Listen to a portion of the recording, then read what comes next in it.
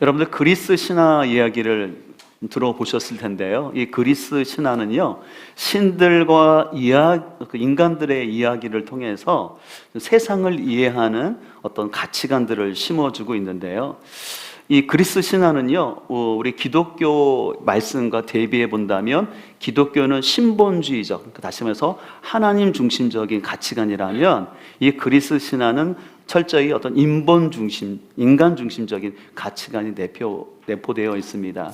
그 그리스 신화에 보면 프로메타우스라는 한 신이 나오는데요. 그 뜻은 뭐냐면 미리 알다, 미리 깨닫다라는 뜻을 갖고 있어요. 그래서 이 프로메타우스는요, 굉장히 인간을 사랑한 신이었어요. 그래서 인간의 열악한 환경을 바라보면서 인간들이 좀 풍요롭게 잘 살기 위해서 신들만이 관리할 수 있는 불을 제우스 신에서 훔쳐다가 인간에게 주게 됩니다. 그래서 그 불을 받은 인간들은요, 그 불을 통하여서 문명을 발전시켜 나가는데, 이 불이라는 것은 단순히 불을 넘어서 어떤 지식과 어떤 기술을 말하는 것입니다. 그래서 인간들은 스스로의 그런 지식과 기술을 통해서 자신들의 앞날을 대처하며 살게 됩니다. 근데 이것을 알게 된 제우스 신이 화가 났겠죠. 그래서 자신의 불을 훔쳐간 이 프로메타우스를요, 코카소스 바위에 매달게 됩니다. 쇠사슬에. 그러고는 저 제우스를 상징하는 저 독수리가 와서 매일같이 그의 간을 쪼아먹게 합니다.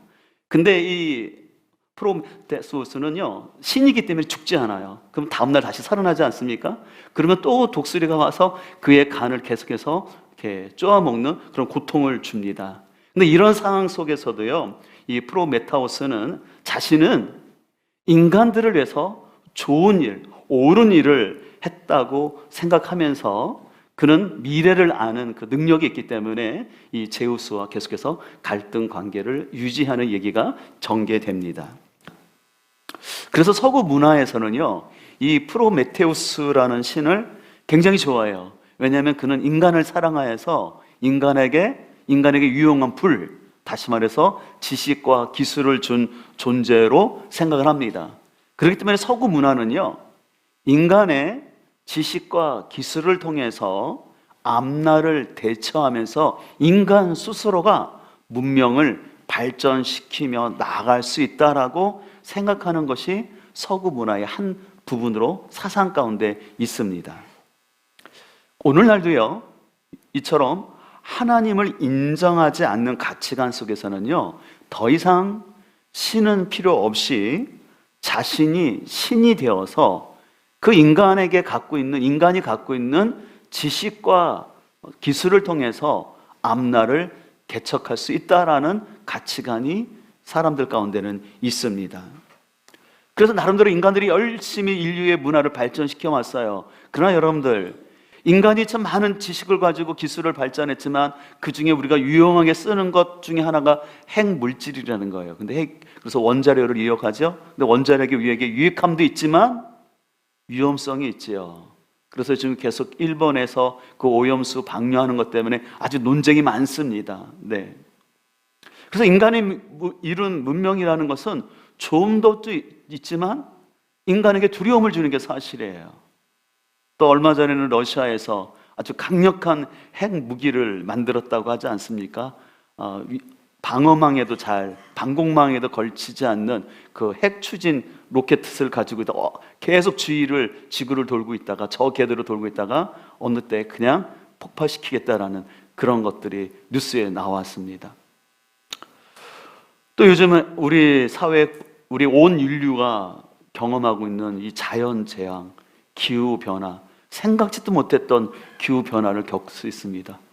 비가 와도 보통 오는 게 아니고 산불이 일어나도 그냥 일어나는 게 아니라 너무너무 큰 생각하지 못했던 비와 그런 재앙을 겪고 있습니다. 그 이유들이 여러분들 다 아시죠?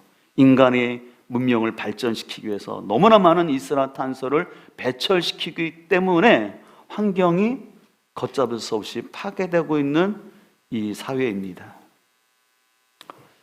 또 우리나라 같은 경우는 미래를 대처한다고 해서 우리나라에서 예전에 자녀들을 많이 낳는다고 해서 산하 제한을 시켰죠. 그래서 다 아시는 것처럼 남자들이 예비군 훈련 가면 어떤 수술을 하면 면제해주고, 나름대로 미래를 대척한다고 그렇게 했지만 오히려 여러분들 지금 심각한 보고가 있지 않습니까? 세계 가운데서 인구 소멸이 제일 빠른 나라가 우리나라라고. 아주 심각한 사회 문제가 되고 있습니다. 우리는 인간이 자신이 가진 지식과 경험으로 어떤 인류 자신의 문화를 대처하고 개발시킬 수 있다고 생각하는데 거기에 많은 위험성이 있어요. 근데 때때로는 하나님을 믿는 우리 역시 가운데도 내가 하나님을 믿는다 하지만 때때로 우리는 내가 하나님이 아님에도 불구하고 하나님처럼 살아가려는 욕망이 우리 안에 있음을 보게 되는데, 그 대표적인 현상이 뭐냐면 우리가 고난 가운데 어떤 시련 가운데 살아감에도 불구하고 하나님을 찾으려 하지 않는다라는 것입니다. 하나님을 찾지 아니하고 여전히 자신의 방법과 지혜로 살아가려고 합니다. 자, 그래서 오늘 본문 13절에 보면 이렇게 말하고 있습니다. 너희 중에 고난 당하는 자가 있느냐? 그는 기도할 것이요 라고 얘기하고 있어요. 여러분들, 우리 성도가 고난을 당하면 기도하는 게 당연한 건 아니겠습니까? 근데 왜 야고보 사도가 왜 고난 당하는 자가 있냐? 그렇다면 기도하라는 말을 굳이 했을까요? 그 이유는 짐작할 수 있는 것은 뭐냐면 야고보 성도가 볼 때 지금 성도들이 여러 가지 시련과 문제가 있음에도 불구하고 하나님께 기도하지 않고 있는 모습을 안타깝게 바라봤습니다. 왜냐하면 이 야고보서를 쓸 때 그 당시의 성도들은 이런저런 시련이 있었어요. 그래서 야고보서 1장은 이렇게 시작합니다. 1장 12절에 보게 되면 시험을 찾는 자는 복이 있나니 이는 시련을 견뎌낸 자가 주께서 자기를 사랑하는 자들에게 약속하신 생명의 면류관을 얻기 때문이라고 말하면서 사람이 시험을 받을 때 내가 하나님께 시험을 받는다 하지 말라라고 얘기하면서 오늘 야고보 사도는 이렇게 얘기합니다. 우리 성도들에게는요, 믿음 생활하는 가운데는 하나님의 믿음의 연단을 위해서 주시는 그런 테스트 같은 시험도 있는가 하면은 우리 인간의 욕심으로 인한, 유혹으로 인한 템프테이션, 그런 유혹이 온다라는 것이에요. 근데 그것이 왔을 때 이것이 하나님이 나의 믿음의 연단을 위해서 주시는 시련인지 아니면 내 욕망에서 온, 유혹에서 온 시험인지를 잘 분별하고, 그 분별하면서 그것을 이겨내기 위해서는 인내하는 가운데 기도할 것을 야고보 사도는 그 성도들에게 권면하고 있는 것입니다. 그러나 안타깝게도 야고보 성도가 바라볼 때 여러 가지 고난과 시험 가운데 있는 성도들은 기도하기보다는 원망하는 모습을 계속해서 보여줬습니다. 그래서 야고보 사도는 안타까운 심정으로 4장 11절에서 세 번역은 이렇게 고백합니다. 형제 자매 여러분, 서로 헐뜯지 마십시오. 자기 형제 자매를 헐뜯거나 심판하는 사람은 율법을 헛들고 율법을 심판하는 것입니다. 도대체 그대가 누구이기에 이웃을 심판합니까? 왜 이 이야기를 했을까요? 그 공동체 안에 굉장한 분열이 있는 것을 볼 수가 있어요.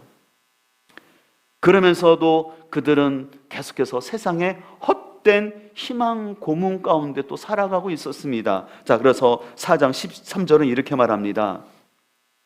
오늘이나 내일 어느 도시에 가서 1년 동안 거기에서 지내며 장사하여 돈을 벌겠다는 사람들이여 들으십시오. 여러분은 내일 일을 알지 못합니다. 여러분의 생명이 무엇입니까? 여러분은 잠깐 나타났다가 사라져버리는 안개에 지나지 않습니다 라고 얘기하는 거예요. 근데 안타깝게도 야고보 성도들은 어떤 성도들이었냐면은 허탄한 생각을 가지고 내가 이 사업하면 좀 이렇게 되겠지? 인간적인 생각을 가지고 내가 이렇게 하면 되겠지? 그래서 공동체를 떠나서 자기의 앞날을 자기가 앞서서 준비하겠다고 허황된 희망 가운데 살아가고 있는 모습을 볼 때 너무 안타까운 마음이 들었던 것입니다. 왜 야고보 사도가 이런 얘기를 했냐면 우리가 하나님을 믿는다고 해서 시험이 없는 게 아니에요. 오히려요, 제가 가만히 목회자로서 저도 예수님을 믿는 입장에 보면은 하나님을 믿기 때문에 더 시련이 많은 것 같아요. 오히려 하나님을 알지 못한다면 오히려 안 받을 시련도 많거든요. 유혹도 덜한 것 같아요.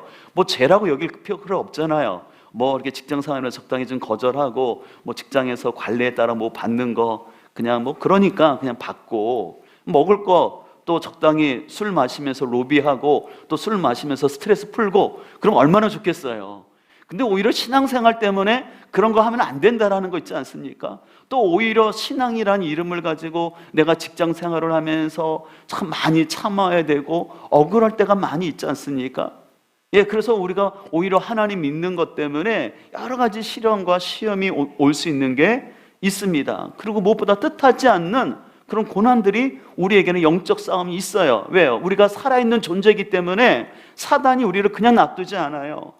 그냥 특별히 새 가족들 같은 경우는요, 새 가족들이 하나님을 열심히 믿으려고 하면요, 그냥 사단이 안 놔둬요. 꼭 이상한 시험거리가 되거나 육체를 공격하든거나 아니면 어떤 여러 관계의 문제들로 인하여서 하나님 앞에 붙어 있지 못하도록 계속해서 유혹하는 존재가 분명히 있거든요. 자, 그래서 오늘 본문 야고보서 5장 13절에 보게 되면은 고난이라는 단어가 나오는데요, 이 고난이라는 단어는 불행이라는 뜻이 있는데 중요한 것은 이게 현재 능동태라는 것이에요. 이 현재 능동태라는 것은 뭐냐면 이 고난이, 시련이 타의에 의한 것이 아니라 자기에 의해서 이것이 발생한 고난과 불행이라고 얘기합니다. 또 14절에 보면 병든이라는 단어였는데 이 병든이라는 단어 역시 현재 능동태로 되어 있어요. 예. 근데 이 병듦은요, 겉으로 보서는 육체적 질병처럼 보이지만 육체적인 질병뿐만 아니라 연약하다, 무기력하다, 빈곤하다, 또 힘이 없다라는 뜻인데, 이게 누구 때문에 그러냐면 자기 안에서 자기 때문에 이런 병듦이 발생하고 있다라고 얘기하고 있어요. 사랑하는 성도 여러분, 오늘 본문의 고난은요, 우리들도 다 겪는 고난이에요. 그렇죠? 우리가 예수님 믿는다고 질병이 없는 거 아니에요. 어떤 사람은 또 자신의 계획한 것들이 틀어지는 아픔을 겪기도 하고 또 경제적인 어려움을 겪게 되죠.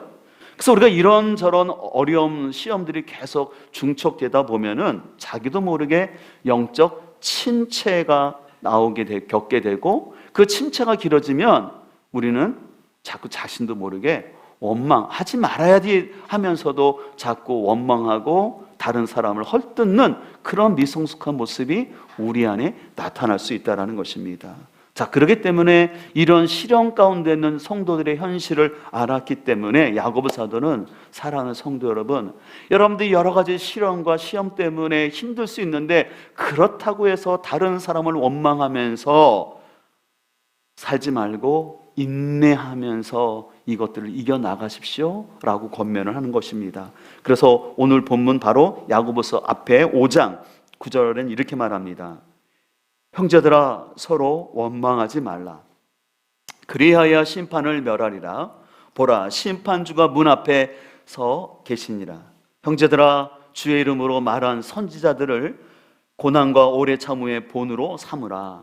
보라, 인내하는 자를 우리가 복되다 하나니 너희가 욥의 인내를 들었고 주께서 주신 결말을 보았거니와 주는 가장 자비하시고 긍휼히 여기시는 이시니라 라고 말하고 있습니다. 오늘 야고보 사도는 그 고난 가운데, 원망 가운데 있는 성도들에게 우리 주님을 잘 기억하라는 거예요. 우리 주님께서는 자비하시고 긍휼이 많으신 분으로서 여러분이 겪는 그 고난을 알고 계시기 때문에 여러분들이 그것을 잘 인내하고 극복하기를 주님은 바라신다는 것입니다. 그러면서 야고보 사도는 우리가 이런 시련과 고난이 왔을 때 원망하고 불평하는 것이 아니라 이것을 잘 인내할 수 있는 비결이 있는데, 그러면 어떻게 인내할 수 있느냐? 그것은 바로 기도라는 거예요. 기도해야지만 이 고난의 시기를 인내하며 극복할 수 있기 때문에 그렇습니다. 자, 그래서 오늘 본문 13절은 이렇게 말합니다. 너희 중에 고난당하는 자가 있느냐? 그는 기도할 것이다 라고 말합니다. 14절, 너희 중에 병든 자가 있느냐? 그는 교회의 장로들을 청할 것이요 그들은 바로 교회의 장로들이죠. 주의 이름으로 기름을 바르며, 기름을 바른다는 것은 어떤 추의적 행위를 하는 것입니다. 그를 위해 기도하라고 말합니다. 16절, 그러므로 너희는 죄를 서로 고백하며 병 낫기를 위하여 서로 기도하다. 그래서 이 서로라는 것은 공동체예요. 저는 여기서 13절에 그 다음에 14절에 그들, 그 다음에 16절에 나오는 서로 기도하라는 이 단어가 눈에 들어왔어요. 예. 이 그는 고난받는 당사자예요. 그 다음에 14절은 그들, 바로 교회의 지도자, 어떻게 보면 목회자, 또 여러분들이 보면 목자라고 할 수 있죠. 그 다음에 그리고 공동체가 서로 기도하라고 있어요.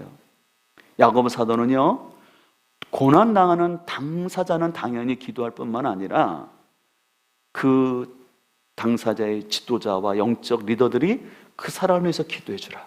또 그와 함께 공동체가 서로 기도해 줄 것을 얘기합니다. 다시 말해서 삼중적으로 기도할 것을 얘기하고 있어요. 저는 여기서 기도에 대한 중요한 가르침을 보게 됩니다. 우리가 어떤 고난을 겪을 때 혼자서 기도할 수 있지만요, 제 경험을 보더라도요, 혼자서 기도하면 그 기도를 오래 하지 못하고 중간에 포기하기가 쉬워요. 근데 누군가 함께 내 기도 제목을 나누고 기도하게 되면요, 그 기도를 지속할 수가 있어요. 또 나 혼자만 기도하다 보면요, 나는 내 좁은 시야에서만 그 문제를 바라보지만 내가 다른 사람과 기도할 때 다른 사람들은 내가 보지 못하던 것들을 바라보게 하고요, 내가 어떤 치우쳐서 어떤 결정을 하지 않도록 영적으로 깨어서 기도하는 그 공동체의 말을 들을 때 내가 좋은 분별력을 가질 수 있어요. 근데 여러분, 제일 신앙생활에서 위험한 것은요, 시련과 고난이 왔을 때 기도하지 않는 것이 제일 큰 문제일 뿐만 아니라 또 기도를 하더라도 자기 생각에 치우쳐서, 자기 감정에 치우쳐서 기도하면서 어떤 결정을 내리는 것은 상당히 위험해요. 하나님께서는 때때로 우리 인생 가운데 시련과 고난을 주실 때 절대적 시간이 필요하거든요. 그 사람의 믿음을 연단시키기 위해서 기다림의 시간들을 요구할 때가 있어요. 근데 우리는 그때를 기다리지 못하고 내가 조급한 마음으로 어떤 것을 결정했을 때 그 결정들은 우리 인생에 큰 오류와 더 큰 문제를 가져올 수 있다는 사실을 기억을 해야 합니다. 그렇기 때문에 오늘 야고보 사도는 고난당하는 자가 있냐? 그는 당연히 기도할 뿐만 아니라 지도자가 그를 위해서 기도할 뿐만 아니라 서로 기도하는 이런 삼중적 기도를 강조하고 있습니다. 그런 의미에서 여러분들 전도서 4장 11절을 보면 여러분들 잘 아는 말씀이 이런 말씀이 있죠. 또 둘이 누우면 따뜻하지만 혼자라면 어찌 따뜻하겠는가? 혼자 싸우면 지지만 둘이 힘을 합하면 적에게 맞설 수 있다. 새 겹줄은 쉽게 끊어지지 않는다라고 얘기하고 있습니다. 네, 그래서 새 겹줄은 어때요? 끊어지지 않는다는 거예요. 반대로 말해서 한 겹줄은 어떻다는 거예요? 끊어질 위험성이 많다라는 거예요. 그래서 두 겹줄보다는 뭐가 낫다는 겁니까? 세 겹줄이 나타나는 것이죠. 예, 그래서 저는 이런 표현을 세 겹줄 기도라고 하는 거예요. 그래서 여러분 잘 기억하십시오. 삼겹살이 아니라 세 겹줄이에요. 여러분 삼겹살 좋아하시죠? 예, 근데 삼겹살도 좋아하지만 영적으로는 우리에게 세 겹줄 기도가 있어야 해요. 저는 이런 차원에서 말씀을 묵상하면서 또 우리 교회를 바라보면서 이제 10월 30일부터 11월 10일까지 월요일부터 금요일까지 이제 세 겹줄 기도회를 선포합니다. 그래서 우리 성도님들이 10일 동안 세 겹줄 좀 기도를 하려고 해요. 이 세 겹줄 기도는 어떻게 하는 거냐면요, 한 명의 조장을 중심으로 해서 세 사람이 함께 기도팀을 이루는 거예요. 그래서 새벽 시간에 우리 한 주씩 다 그 세 명이 앉는 거예요. 그래서 세 명이 기도 제목을 나누고 10일 동안 이분들을 위해서 서로 기도하는 거예요. 그때 이번에 세 겹줄 기도할 때는요, 기도 제목을 많지가 아니라 딱 세 가지만 할 거예요. 근데 그 세 가지 기도 제목도 추상적인 기도 제목이 아니라 10일 동안에 응답받을 수 있는 좀 구체적인 기도 제목을 놓으려고 해요. 그래서 우리가 지역을 위한 기도 제목 아니면 나라를 위한 기도 제목이든지 한 가지, 그 다음에 우리 공동체를 위해서 지금 가장 하나님께서 우리 공동체에 필요한 기도 제목 한 가지, 그 다음에 여러분 개인 가운데 지금 가장 하나님의 응답이 시급한 기도 제목 한 가지, 그래서 세 가지를 서로 세 명이서 나누고 함께 기도할 겁니다.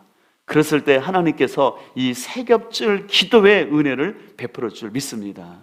그리고 특별히 이번 세겹줄 기도에는요, 제가 혼자 다 설교하지 않고 아주 제가 좋은 책을 하나 선정해 놨어요. 그래서 그 책을 서로 읽는 거예요. 그리고 읽고 기도할 거예요. 그래서 여러분들 이번에 아주 신선하게 하나님께서 이 세겹줄 기도를 통해서 우리에게 은혜 줄 줄 믿습니다. 자, 그래서 다음 주에 제가 우리 교회 오시면 이제 30명의 조장들의 이름을 다 붙여놓을 거예요. 왜 이렇게 놀라세요? 너무 적어서 그런가요? 왜냐하면 30명이 있으면 몇 명이 기도한다는 거예요. 90명이잖아요, 최소한. 너무 적어서 그런가요? 죄송합니다. 제가 믿음이 적어서 그냥 30명만. 누가 할 수 있을까요?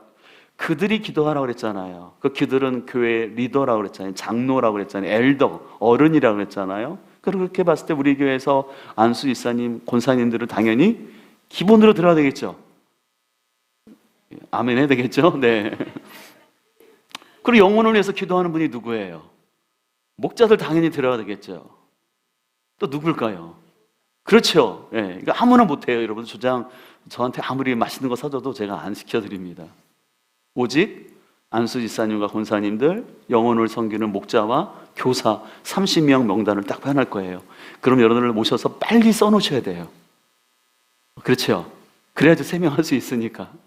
그럼 이번 그렇게 하면 여러분들 새로운 분들 알게 돼요. 아, 목장 식구들 뿐만 아니라 이번 할 때는 목장 식구랑 하지 마세요. 모르는 분이랑 하는 게 더 좋아요. 그래야지 그분이 나에 대해서 객관적으로 이렇게 생각하면 기회해 줄 수 있기 때문에, 그래서 우리가 이번 한번 또 10월 30일부터 우리 세겹줄 기도를 통해서 하나님이 우리 가운데 역사하심을 경험할 수 있기를 소망합니다. 왜 이렇게 기도하는 방법 가운데 왜 세겹줄 기도를 해야 될까요? 그것은 저는 우리 신앙생활은 뭐냐면 결국은 체험이라고 생각해요. 기독교는 말씀의 신앙의 종교이지만 말씀과 함께 그 말씀은 체험의 신앙이어야지 흔들리지 않습니다. 근데 체험은 어떻게 와야 돼요? 기도 가운데 와야 되는 거예요. 기도 가운데 오더라도 그것은 말씀을 중심으로 한 기도가 바른 체험인 줄 믿습니다. 그래서 혼자 기도하는 것보다도 공동체가 한 말씀 안에서 함께 기도하며 나아갈 때 거기서 하나님의 역사를 경험할 수 있어요. 제가 설교를 시작하면서 그리스 신화 프로메테우스에 대한 이야기를 했는데요. 이 제우스 신이 프로메테우스를 되게 싫어했다 그랬잖아요. 그래서 벌을 내리는데 간을 쪼아먹게 할 뿐만 아니라 그 프로메테우스의 동생이 누구냐면 그 에피메테우스라는 동생이 있어요. 근데 그 동생에게 그 제우스가 어떤 선물을 주냐면 아주 아름다운 여인을 만들어서 주는데 그 여인의 이름이 판도라예요. 많이 들어보셨죠? 그러면서 어떤 상자 하나를 줍니다. 근데 아까 말한 것처럼 프로메테우스는 앞을 내다보는 예지력이 있다고 그랬잖아요. 그래서 동생 에피메테우스에게 얘기합니다. 제우스가 너한테 어떤 선물을 줄 텐데 절대 그 선물 받지 말라고 신신당부를 했어요. 근데 이 에피메테우스가 판도라를 봤는데 너무 예쁜 거예요. 그래서 결혼을 했어요. 결혼하고 난 다음에 이 판도라가 이 제우스가 자기에게 상자를 줬는데 너무 궁금한 거예요.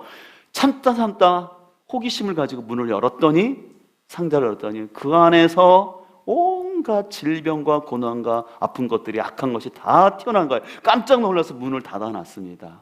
근데 한 가지가 못 나왔어요. 뭔지 아세요? 이 책을 읽으신 분들 기억나는데 희망이라는 게 담겨져 있어요. 그래서 이 그리스 신화를 해석하는 한쪽에서는 이렇게 해요. 그래, 인간의 삶에는 여러 가지 시련과 고난과 아픔이 있는데 희망이 있으면 인간은 그래도 살아갈 수 있다라고 해석을 학교에서는 모범적으로 합니다. 근데 한편에서는 또 희망 고문이다. 그 인간을 참 괴롭게 하는 것 중에 뭐냐면, 그래, 너 인생에 이렇게 희망을 가져오는데 이루어질 수 없는 희망 고문을 한다라는 거예요. 여러분들은 어떻게 해석하시겠습니까? 근데 저는 이것을 좀 하나님의 관점에서 좀 봤으면 좋겠어요. 세상적인 가치관은, 하나님을 인정하지 않는 세상 가치관은요, 인간이 가진 지식과 기술, 어떤 희망, 꿈이 있으면 하나님 없어도, 기도 없이도 자신의 인생을 대체하면서 미래를 살아갈 수 있다라고 자꾸 세상의 가치관들을 얘기합니다. 미디어에서도 끊임없이 얘기합니다. 하나님이란 존재는 없어. 그건 옛날 사람들이 만들어 놓은 허상에 불과한 거야. 인간이 자유해야지 왜 신에게 매여? 아니 그래, 그건 신을 인정하면 좋아. 근데 신앙생활 하는데 그렇게 교회에 빠져서는 안 되지. 또 빠져 살면 세뇌당하는 거야. 내 인생을 왜 그렇게 교회에 미쳐서 그렇게 사니? 그렇게 살지 말라고 끊임없이 얘기하면서 겉으로는 하나님을 믿는 것 같지만 실은 종교적인 모습은 교회에 나와 있지만, 하나님 믿는 것 같지만요, 여전히 믿는 것은 자신의 지식이에요. 그리고 내가 가진 꿈이에요. 나는 이 꿈을 이루면 나는 행복할 거라는, 심지어는 그 희망과 꿈을 이루기 위해서 하나님이라는 이름을 통해서 기도하면서 그 내 꿈을 이루려는 게 우리의 모습이에요. 예, 그래서 여러분들, 우리 신앙을, 나를 잘 분별하지 않으면 우리 안에는 온갖 영적인 판도라가 우리 안에 있어요. 우리의 죄악된 본성으로 인해서 우리 안에 있는 욕심과 호기심과 여러 가지들이 있는데, 거기에 종교적인 게, 기독교 신앙이 버무러지게 되면요, 이건 더 걷잡을 수 없는 혼란이 우리에게 찾아와요. 어떻게 이겨낼 수 있을까요? 저라고 없을까요? 아니에요. 저에게도 그런 위험성이 더 있을 수 있어요. 그렇기 때문에 우리가 기도해야 된다는 것이에요. 기도하면서 분별해야 돼요. 저는 그런 의미에서 요즘 우리가 열왕기상을 큐티하고 있는데, 제가 요번에 이상하게 열왕기상을 큐티하면서 이 솔로몬을 계속해서 묵상하게 됐습니다. 왜냐하면 여러분들, 솔로몬은 하나님께 지혜와 부를 받았던 그냥 축복된 사람 아니겠습니까? 그리고 하나님의 성전까지 건축했던 너무 유명한 사람이에요. 그래서 우리가 솔로몬의 지혜 하면서 솔로몬을 굉장히 긍정적으로 평가하지만, 저는 개인적으로 성경을 볼 때마다 솔로몬이 절대 본받고 싶지 않은 인생이에요. 왜요? 하나님이 주신 지혜와 부귀를 가지고 어떻게 했어요? 오히려 하나님을 거역하는데, 그래서 우상을 숭배함으로 인하여서 그 우상 숭배 때문에 결국은 나라가 분열되도록 했던 장본인이 솔로몬이었어요. 그러니까 저의 관심은 이거였어요. 하나님부터 부와 지혜까지, 그리고 처음에 그가 하나님께 꿈에 나타나서 말할 때 그가 다른 거 구하지 아니하고 하나님께 듣는 마음을 구했잖아요. 하나님, 내가 이 백성을 다스릴 수 없으니 나는 어린 왕자, 나는 부족한 왕인데 하나님, 저에게 듣는 마음을 주세요라고 그렇게 순수하게 기도했던 솔로몬이 왜 말년에는, 우리가 흔히 좀 죄송한 표현이지만, 왜 나라를 말아먹게끔 이런 비극적인 삶을 살았냐 하는 것이에요. 그 가운데 제가 열왕기상 11장 4절의 말씀이 더 들어왔어요. 이렇게 되어 있습니다. 솔로몬의 나이가 많을 때에 그의 여인들이 그의 마음을 돌려 다른 신들을 따르게 하였으므로 왕의 마음이 그의 아버지 다윗의 마음과 같이 아니하여 그의 하나님 여호와 앞에 온전하지 못하였느니 라고 말하고 있습니다. 오늘 열왕기상 저자는요, 다윗 아버지와 솔로몬을 비교합니다. 다윗은 어떤 사람이라고 말하냐면, 다윗은 여러분들 알다시피 우리가 시편을 통해서 살펴봤던 것은 다윗을 살면서 많은 고난과 아픔이 있었어요. 근데 다윗의 특징은요, 형통하든지 고난 가운데든지 그의 마음이 늘 하나님을 향하였었어요. 그래서 늘 그는 어떤 상황에서 하나님 앞에 기도에 무릎 꿇었던 사람이었어요. 이에 반해서 솔로몬은 어떻습니까? 그는 잠깐은 기도했어요. 처음에는 기도했어요. 근데 그의 삶을 보면 계속해서 기도했다는 게 없어요. 근데 그가 자랑한 게 있어요. 뭐냐면 정략 결혼을 했어요. 애굽의 바로의 딸부터 시작해서 주변의 나라들과 다 정략 결혼을 합니다.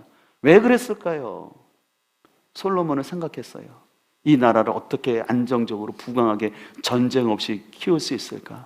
가장 좋은 길은 뭐냐면 다른 나라와 동맹을 맺는 거다. 그러기 위해서 내가 다른 나라의 여인들과 결혼을 해서 사돈관계가 되면은 그 사람들이 우리를 치지 않고 나라를 부강할 수 있겠다라는 인간적인 생각 안에서 정략 결혼을 했던 것이에요. 근데 알다시피 정략 결혼할 때 그 부인들을 위해서 궁들을 지어줄 뿐만 아니라 그들이 섬기시던 신들이 그대로 데리고 옴으로 인해서 말년에 솔로몬이 우상 숭배로 넘어갈 수밖에 없었어요. 솔로몬 처음에부터 악한 마음이 아니었어요. 솔로몬도 나름대로 자기의 나라를 부강하고 안전하게 시킬 방법을 찾았던 거예요. 그 인간적인 방법이 근데 아까 말한 것처럼 정략 결혼이었어요. 솔로몬은 자신의 지혜로 자신의 나라를 세우겠다는 대책을 했어요. 근데 그 대책이 하수가 됐던 거예요. 사랑하는 성도 여러분, 근데 이것이 솔로몬의 문제일까요? 우리의 문제일 수도 있어요. 내 나름대로 참 지혜도 생각하고 생각도 하고 이런 대책을 세우지만 우리가 기도 없이 내가 행했던 대책들이 오히려 더 나의 삶과 가정을 무너뜨릴 수 있는 하수가 될 수 있다는 것이에요. 저는 제가 목회자를 떠나서 부모로서 저희 자녀들에게 꼭 좀 신겨주고 싶은 것은 뭐냐면 그들이 이제 독립을 해서 저를 떠나갈 때 어느 곳에 가든지 간에 꼭 하나님의 말씀을 묵상할 수 있는 아들이 되면 좋겠어요. 그래서 어느 곳에든지 말씀을 묵상하면서 말씀 가운데 자기에게 말씀하시는 하나님의 음성이 들려지고 그리고 하나님 앞에 기도함으로 인하여서 내 뜻대로 살아가는 인생이 아니라 하나님 앞에 음성을 구하고 듣고 행하는 그 신앙의 기본기가 꼭 다져지기를 소망하고 있어요. 그래서 우리 부모님들이 제가 늘 권면합니다.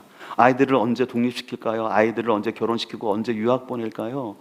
저는 다른 거 아니라서요.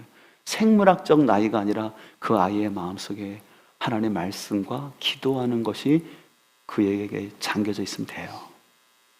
근데 그게 없는 상태에서 독립하는 것 너무너무 위험한 겁니다.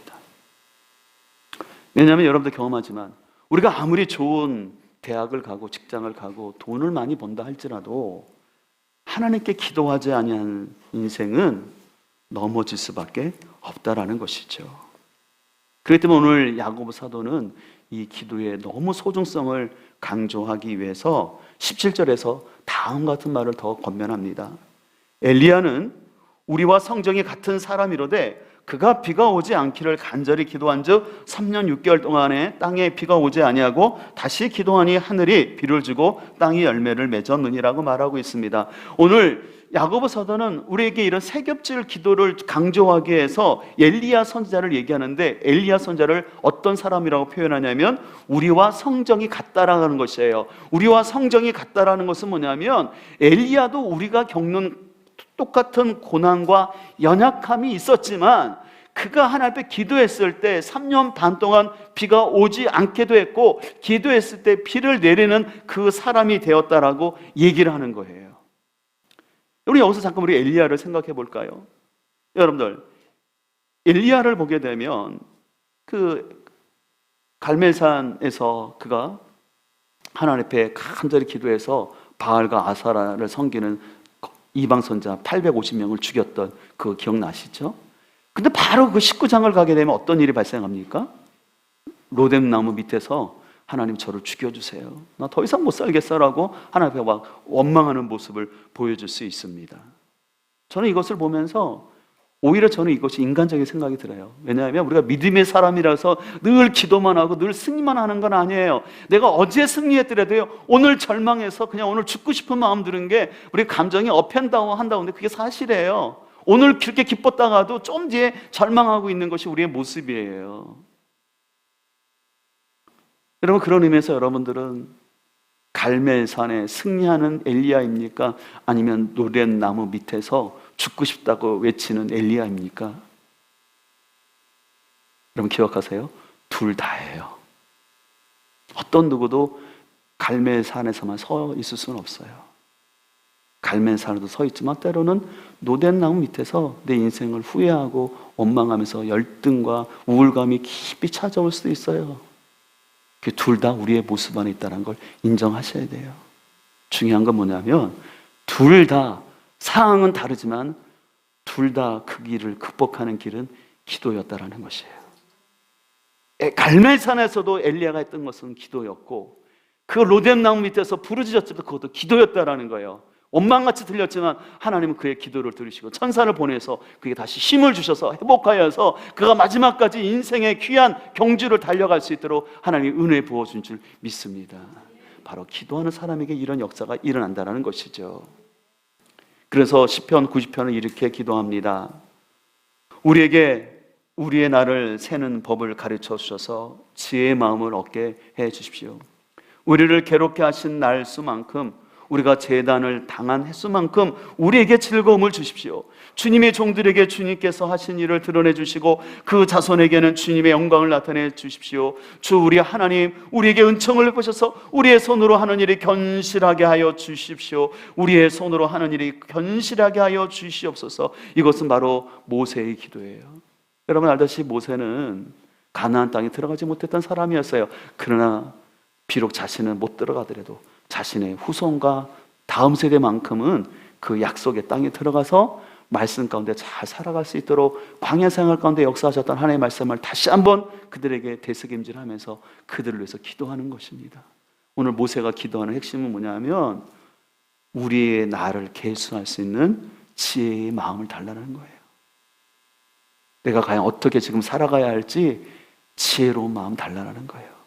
야고보서의 말처럼 우리 인생이 안개처럼 잠깐이기 때문에 지금 내가 무엇을 하며 살아가야 할지, 시련과 시험과 유혹이 가득한 이 상황 속에서 내가 어떻게 살아가야 할지 하나님 알게 해달라는 거예요. 그리고 나의 힘으로 할 수 없사오니 하나님께서 내 삶에 은총을 베풀어 달라는 것이죠. 저 오늘 이 모세의 기도가 우리의 기도가 되기를 간절히 소망합니다. 하나님, 내 인생의 날이 얼마가 남았는지 우리는 알 수 없어요. 그러나 주님, 제가 이때 무엇을 하며 살아야 할지 알게 하여 주시고 특별히 내 후손들이 복에 복을 더하여 줘서 하나님을 경외하며 하나님 부르심에 합당한 삶을 살아갈 수 있는 그런 후손들 되게 하여 주옵소서. 그런 후손을 세우기 위해서 지금 내가 무엇을 선택하고 무엇을 해야 될지 깨달을 수 있는 그런 기도가 있기를 소망합니다. 사랑하는 성도 여러분, 여러분은 앞을 알 수 없는 인생의 수많은 시련과 시험 속에서 어떤 대책을 갖고 있나요? 제가 오늘 말씀의 제목처럼 우리의 인생은 실은 대책이 없습니다. 근데 그 대책 없는 인생 가운데 대책이 있는데 그것은 바로 기도입니다. 한번 따라 할까요? 대책 없는 인생 가운데 기도가 대책입니다. 우리 옆에 사람 한번 고백할까요? 대책 없는 인생 가운데 기도가 대책입니다. 믿습니까? 우리 기도가 대책입니다. 참 알 수 없어요. 어떻게 될지 몰라요. 그러나 지금 기도로 많이 심고 준비하고 있으면 그 기도가 여러분의 인생의 노후의 가장 큰 효자가 될 줄 믿습니다. 여러분 자식들 기대하지 마시고요. 죄송하지만 자식들 기대하지 마시고 하나님을 기대하세요. 하나님은 내 인생의 가장 큰 노후의 대책입니다. 그래서 우리가 기도할 수 있게 소망합니다.